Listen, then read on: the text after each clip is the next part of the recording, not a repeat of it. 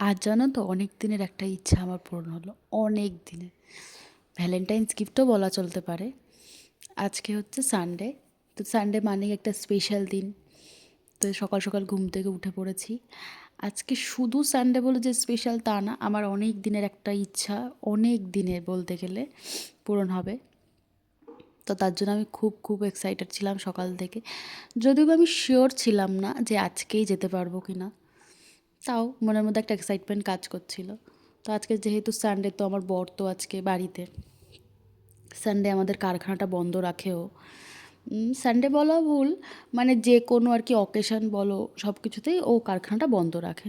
যেহেতু ওর লেবারদের কথা ওর একটু ভাবতে হয়, সেই জন্য বলে যে বন্ধ রাখাই ভালো।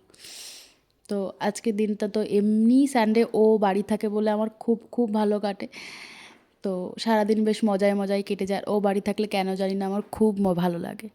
তো আমি, মানে আমার বর যে পৃথ্বীরাজের কত বড় ফ্যান, এটাই আমি তোমাদের সাথে শেয়ার করছিলাম, যে ও সারাক্ষণ ওর ভিডিও দেখতে থাকে, কী জানি আছে ওর ভিতরে।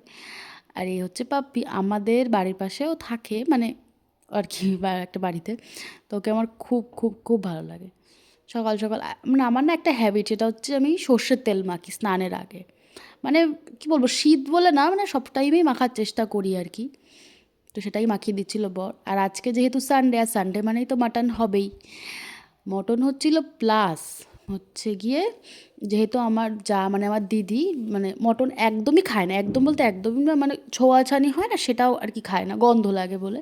তো সেই জন্য চিকেনও রান্না হচ্ছে। তো আজকে একটু রান্নাঘরের চাপটা যেহেতু খুব খুব বেশি, তো তারপরে যে খাওয়া দাওয়া করে আমরা রেডি হয়ে নিলাম।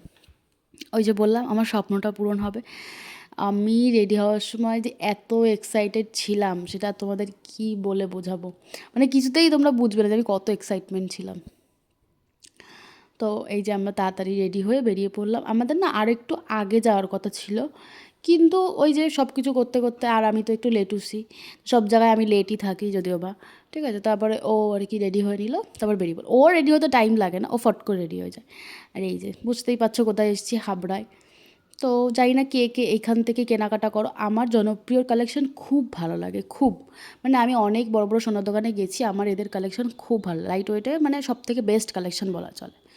তো ওদের ভিতরে তো ভিডিও অ্যালাউ থাকে না, তোমরা জানো। তবু ওই যে সোনার যেখানটায় গালায় মানে ইয়ে ঠিয়ে হয়, আমাদের কিছু ওল্ড গোল্ড ছিল, সেগুলো আর কি গালা ছিল, সেইখানে একটা ক্লিপ নিয়েছিলাম।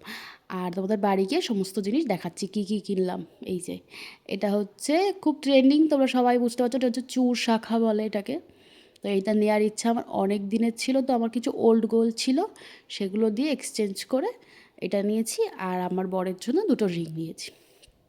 এই যে ওর আগেও ছিল, সেইটা একটা দিয়ে, এই যে আর একটু সোনা যা লাগে সেটা দিয়ে এই যে দুটো নিয়েছি। ও দুটোই আমার খুব পছন্দ। আমার বেশি যে ওং লেখা যেটা আগে দেখালাম, ওটা খুব পছন্দ।